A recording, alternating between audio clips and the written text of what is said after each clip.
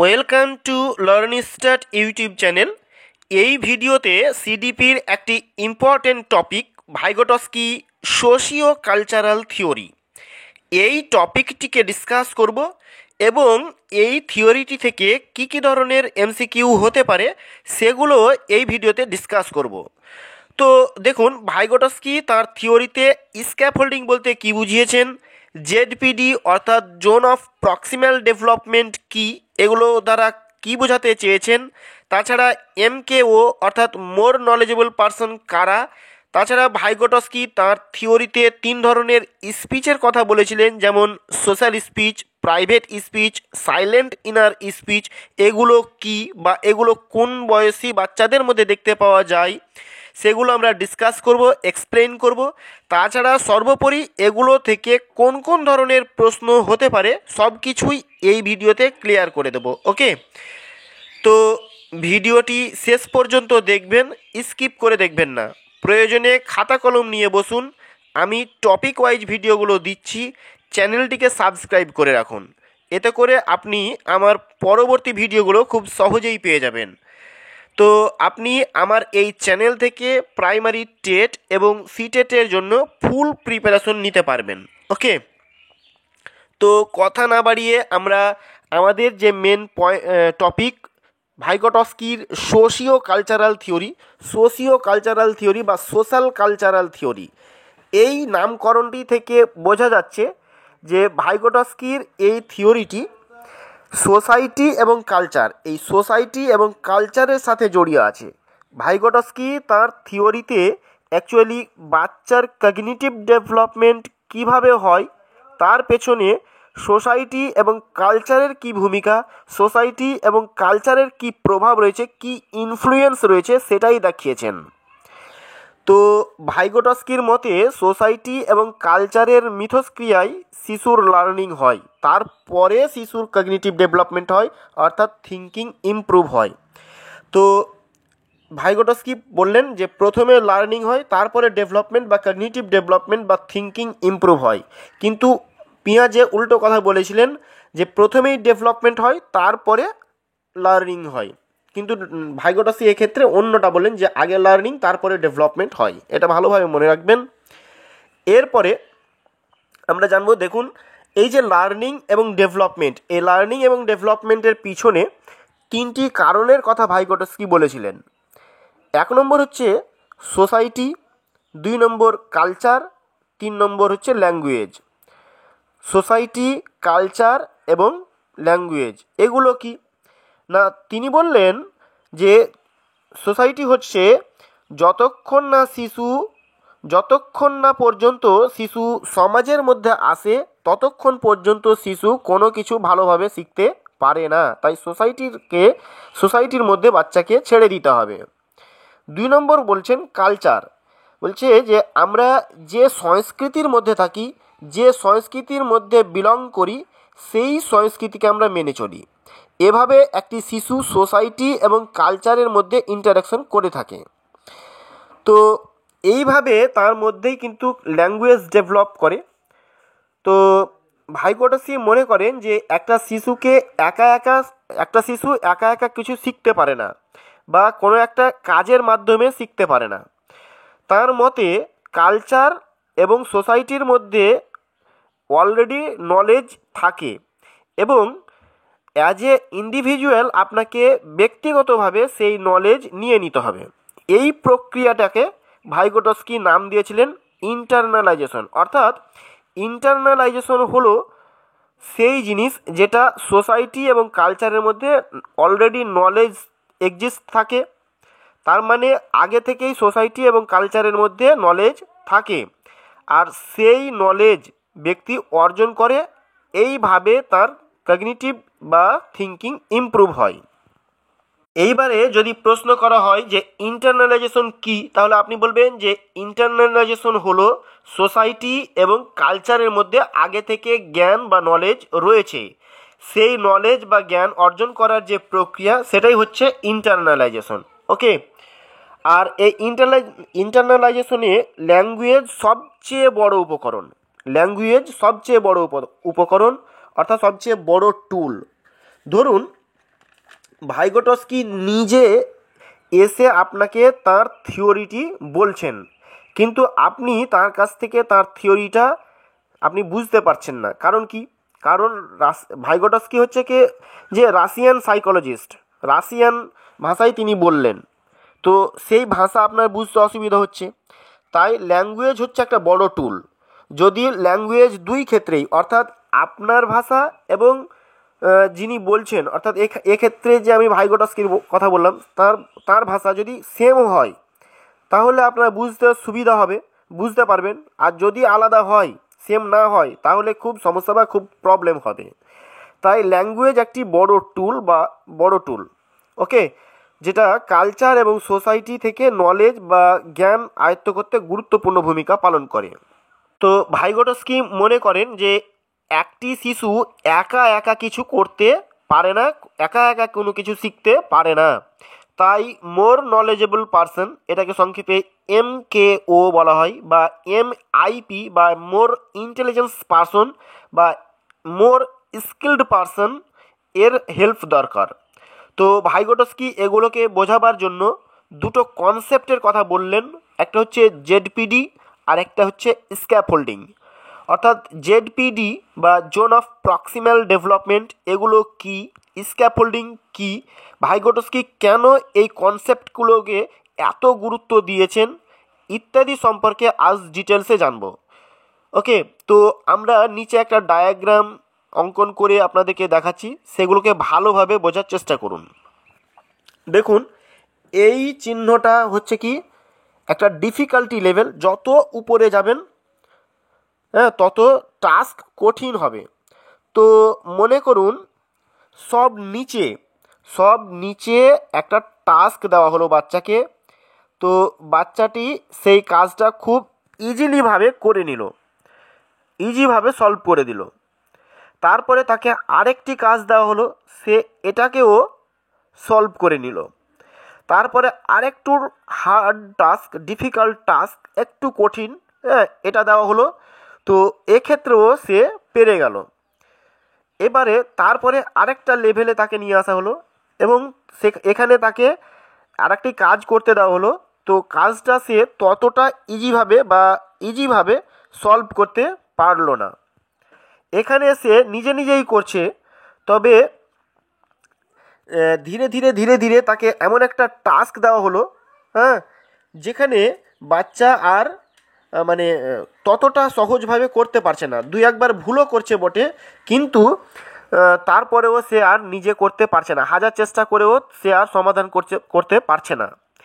এই লেভেলটাকে ভাইগোটস্কি বললেন জেডপিডি, অর্থাৎ জোন অফ প্রক্সিমাল ডেভেলপমেন্ট। দেখুন, এখানে কিন্তু অন্যের সাহায্য কিন্তু নিল না, বাচ্চা নিজে থেকে করার চেষ্টা করছে, দুই একবার ভুলও করছে, কিন্তু ইজিভাবে করতে পারছে না।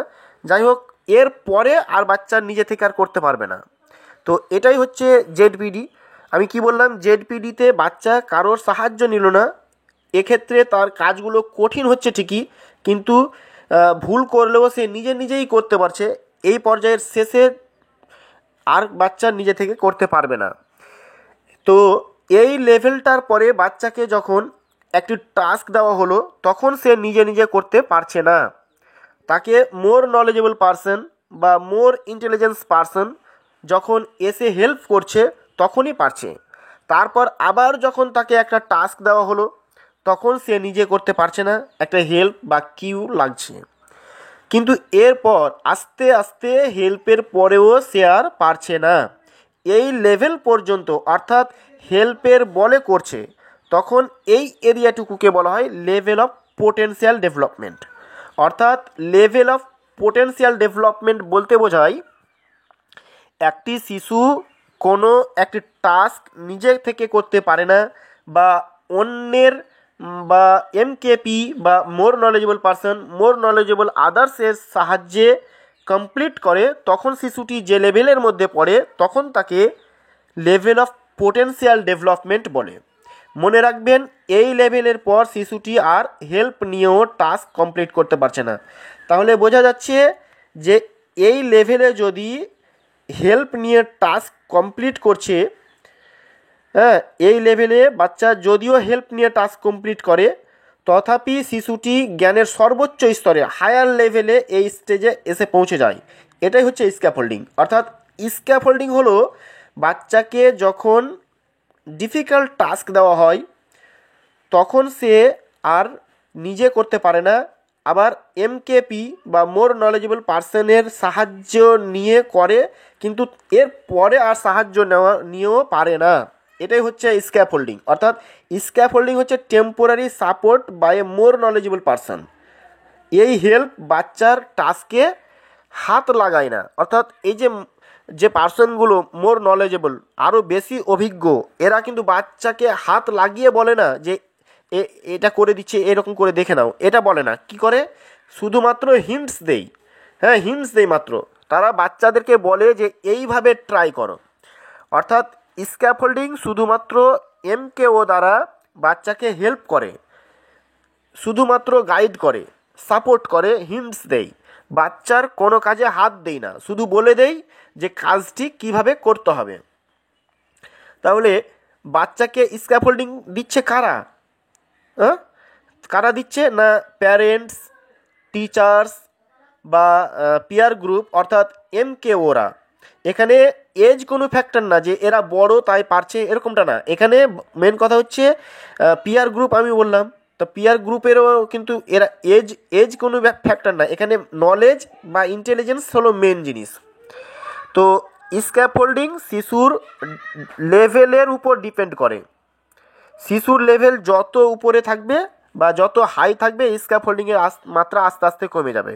অর্থাৎ স্ক্যাফোল্ডিং চেঞ্জ হয়ে যাবে এবং ধীরে ধীরে স্ক্যাফোল্ডিং বন্ধও হয়ে যায়। তো এরপরে আমরা জানবো টাইপ অফ স্পিচ। অর্থাৎ ভাইগোটস্কি 3 ধরনের স্পিচের কথা বলেছিলেন। 1 নম্বর সোশ্যাল স্পিচ, 2 নম্বর প্রাইভেট স্পিচ এবং 3 নম্বর silent inner speech. Social speech কি না? 1.5 বছর থেকে 2 বছরের শিশুদের মধ্যে এই সোশ্যাল স্পিচটা দেখতে পাওয়া যায়। শিশু যখন ঘরে বা বাড়িতে থাকে তখন তার আশেপাশের লোকজন যা বলে সে তাই শুনে থাকে। অর্থাৎ তার বাবা মা, দাদা দিদি, তার ভাই বোন এর কাছ থেকে যেটা শুনে থাকে সেটাই সে শেখে। এভাবেই তার মধ্যে ভাষা বা ল্যাঙ্গুয়েজ বা স্পিচ উৎপন্ন হয়। এইভাবে ধীরে ধীরে শিশুদের মধ্যে এই ধরনের ভাষাগুলো আমরা দেখতে পাই উৎপন্ন হয়। এটাকে কি টেলিগ্রাফিক স্পিচ বলা হয়। মানে কি, গোটা গোটা শব্দে এরা বলে না, এরা টেলিগ্রাফিক শব্দে বলে থাকে। এই জন্য এই সোশ্যাল স্পিচকে টেলিগ্রাফিক স্পিচও বলা হয়। তো এটা বাচ্চার মধ্যে 1.5 থেকে 2 বছর বয়সের বাচ্চাদের মধ্যে এই সোশ্যাল স্পিচটা দেখতে পাই। কেন সোশ্যাল স্পিচ বললাম? তাহলে বললাম যে তার পরিবারের মধ্যে তার আশেপাশের বাবা মা, ভাই বোন, দাদা দিদি এদের কাছ থেকে কিন্তু এই ধরনের ভাষার বিকাশটা ঘটতে দেখতে পাওয়া যায়। এরপরে আমরা দেখব প্রাইভেট স্পিচ। এটা হাইলি ইম্পর্টেন্ট, এই প্রাইভেট স্পিচটা। তো এই ধরনের ভাষা শিশুর মধ্যে 3 বছর বয়সে শুরু হয়। এটা মনে রাখবেন যে 3 বছর বয়সে প্রাইভেট স্পিচ শুরু হয়।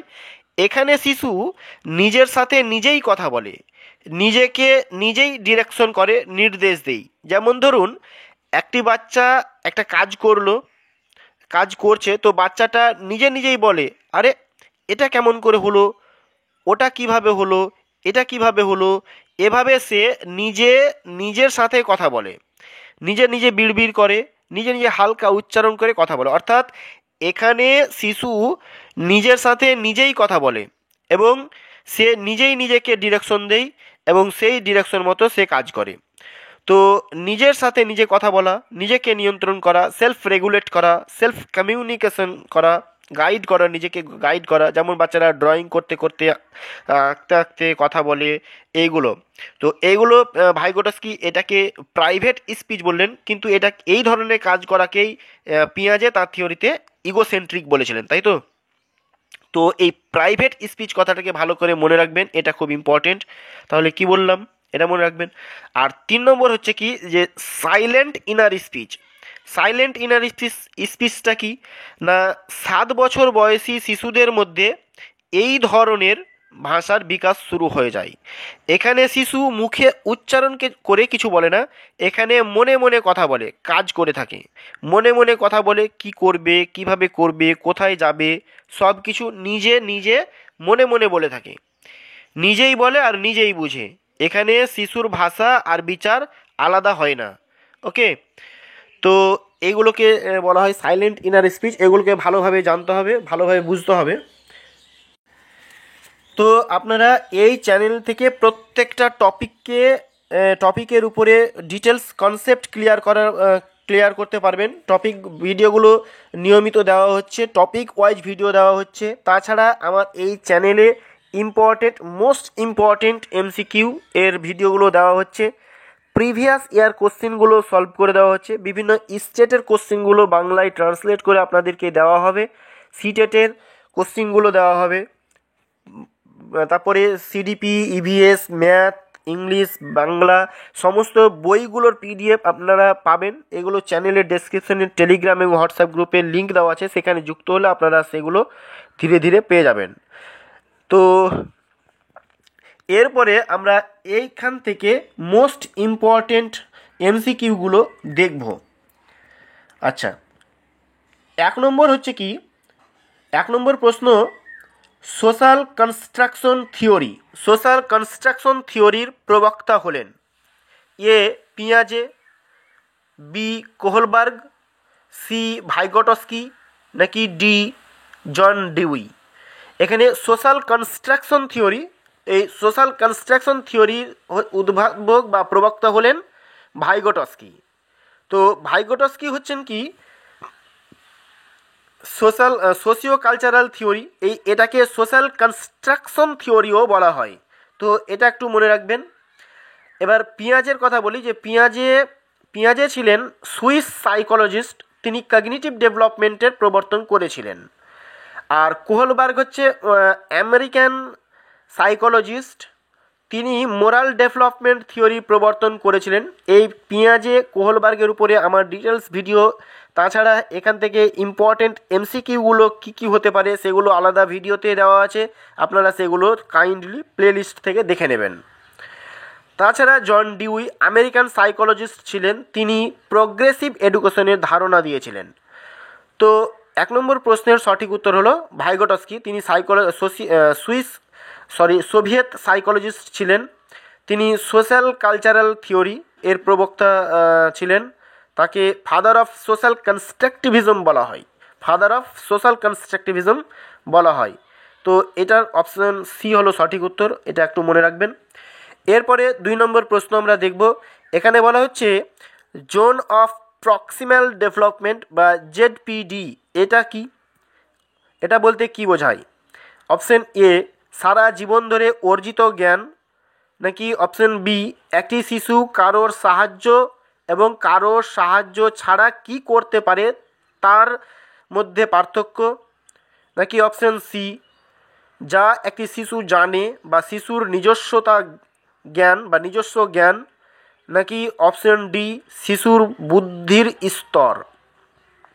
তো দেখুন, আমি এর আগে বললাম যে জেডপিডি হচ্ছে কি, যে সব নিচের স্তরটা হচ্ছে বিলো জেডপিডি।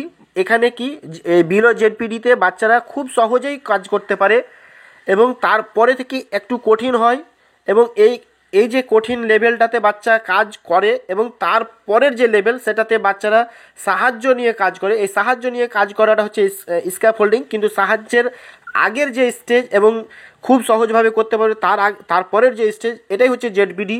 তাহলে অপশন বি এ বলছে কারোর সাহায্য এবং সাহায্য ছাড়া যেটা করতে পারে তার মধ্যে যে পার্থক্য, সেই পার্থক্যের এরিয়াটুকুকে বা জোনটুকুকে বলা হয় জোন অফ প্রক্সিমাল ডেভেলপমেন্ট। ওকে, তাহলে অপশন বি হবে সঠিক উত্তর। 3 নম্বর প্রশ্ন, কোনো একটি শিশুকে হেল্প করার পরেও যখন আর কোনো কাজ করতে পারে না তখন তাকে ভাইগটস্কি বলেছেন স্ক্যাফোল্ডিং, জেডপিডি, এমকেও, নাকি উপরের সবগুলো। এটাকে স্ক্যাফোল্ডিং বলা হয়। স্ক্যাফোল্ডিং বলা হচ্ছে কোনটা না, বাচ্চা নিজে করতে পারে না, হেল্পের বলে করে, এটা হচ্ছে স্ক্যাফোল্ডিং। হেল্পের পরেও যখন আর পারে না তখন স্ক্যাফোল্ডিং বন্ধ হয়ে যাচ্ছে।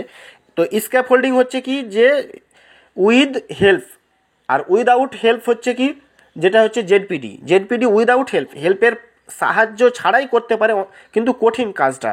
এবার কঠিনের শেষ স্টেজ যখন যখন আর নিজে করতে পারে না তখন হচ্ছে স্ক্যাফোল্ডিং শুরু। তো স্ক্যাফোল্ডিং এমকে ওরা দেয় ঠিকই, কিন্তু এটাকে নাম দিয়েছিলেন অপশন এ, স্ক্যাফোল্ডিং নাম দিয়েছিলেন। তাহলে 3 নম্বর প্রশ্নের সঠিক উত্তর হবে অপশন এ। ওকে। 4 নম্বর প্রশ্ন হচ্ছে ভাইগোটস্কির মতে শিশুর পক্ষে কোনো একটি কাজ করা অনেক কঠিন, কিন্তু এই কাজ এই লেভেলের পরে, একটা লেভেলের পরে বাচ্চা যখন আর কোনো কাজ করতে পারে না তখন সেই স্টেজটাকে ভাইগোটস্কি কী নাম দিয়েছিলেন? Guided participation, scaffolding, zone of proximal development নাকি ইন্টার সাবজেক্টিভিটি? তো সঠিক উত্তর হবে জোন অফ প্রক্সিমাল ডেভেলপমেন্ট। অর্থাৎ কোনো একটা কাজ বাচ্চার পক্ষে কঠিন হলেও সে নিজে করে, ভুল হলেও সে নিজে করে, এবং এমন একটা মাত্রা আসছে যখন আর পারে না, এইটুকু পর্যন্ত হচ্ছে জেডপিডি। যখন পারে না তারপরে যখন হেল্প নেয়, হেল্পের বলে যখন করে তখন হচ্ছে স্ক্যাফোল্ডিং। কিন্তু এখানে হেল্প নেওয়া হয়নি, কঠিন হয়েছে ঠিকই, কিন্তু হেল্পের আগে পর্যন্ত যে কাজটা সেটা হচ্ছে জেডপিডি। 5 নম্বর প্রশ্ন হচ্ছে ভাইগোটস্কি ড্যাশ ড্যাশ এবং ড্যাশ এর উপর দৃষ্টি নিবদ্ধ করেছেন? এ ভাষা, প্রজ্ঞা এবং পরিবেশ, অর্থাৎ language, wisdom and environment. Option B ভাষা, সংস্কৃতি এবং সমাজ, language, culture and society. Option C ভাষা, স্কিমা এবং জ্ঞান, অর্থাৎ ল্যাঙ্গুয়েজ, স্কিমাজ অ্যান্ড নলেজ, নাকি অপশন ডি উপরের সবগুলো, অল অফ দ্য অ্যাবভ। তো এক্ষেত্রে আমরা বলেছি এর আগে যে অপশন বি হবে সঠিক উত্তর, যে ভাষা, সংস্কৃতি এবং সমাজ, অর্থাৎ ল্যাঙ্গুয়েজ, কালচার অ্যান্ড সোসাইটি, এগুলোর উপরে দৃষ্টি নিবদ্ধ ভাইগোটস্কি করেছেন, এর আগে বলেছি। এরপরে প্রশ্ন নম্বর 6, নিচের কোন পয়েন্টে ভাইগোটস্কি ফোকাস করেননি বা গুরুত্ব দেননি? অপশন এ সমাজ বা সোসাইটি, সংস্কৃতি বা কালচার, অপশন সি পরিণমন বা ম্যাচুরেশন, নাকি অপশন ডি ভাষা বা ল্যাঙ্গুয়েজ? তো অপশন সি পরিণমন বা ম্যাচুরেশনের কথা কিন্তু ভাইগোটস্কি তার থিওরিতে বলেননি বা এর উপরে ফোকাস করেননি। এরপরে 7 নম্বর প্রশ্ন, একটি শিশু খেলতে খেলতে একা একা নিজের সাথে কথা বলে, ভাইগোটস্কি একে বলেছেন silent speech, egocentric speech, private speech, social speech. তো অপশন সি প্রাইভেট স্পিচ, একে একটা শিশু খেলতে খেলতে একা একা খেলতে খেলতে নিজের সাথে কথা বলে, এটাকে ভাইগোটস্কি প্রাইভেট স্পিচ নাম দিয়েছেন। অপশন সি হবে সঠিক উত্তর। ওকে। আর সোশ্যাল স্পিচের কথা আমি বললাম, এগুলো কি, সাইলেন্ট স্পিচের কথা বললাম, এগুলো কি, আপনারা এগুলো ভালোভাবে মনে রাখবেন, এগুলো প্রয়োজনে খাতায় নোট করবেন। তো আপনাদেরকে এই ভিডিওটি কেমন লাগলো, যদি ভালো লাগে অবশ্যই লাইক করবেন, কমেন্টে জানাবেন কেমন লাগলো। তাছাড়া আপনার কী ধরনের ভিডিও চাই সেটা আপনারা কমেন্টে জানান। চ্যানেলটিকে আপনি এখনও সাবস্ক্রাইব করে না থাকলে অবশ্যই চ্যানেলটিকে সাবস্ক্রাইব করে থাকুন, আমাদের পাশে থাকুন, আমি আছি আপনাদের সাথে, আপনারা সঙ্গে থাকুন। Thanks for watching, best of luck.